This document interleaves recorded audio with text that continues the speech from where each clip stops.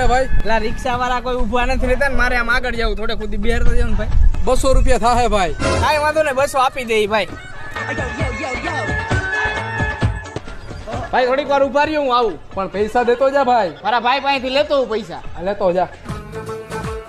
બોલો ને ભાઈ. પેલા 2 ચોકલેટના પેકેટ આપી દો ને, ડેરી મિલ્કના. ભાઈ હું લઈ જાઉં, મારો ભાઈ જો હું બેઠો ને એમડા આવીને પૈસા આપે હો.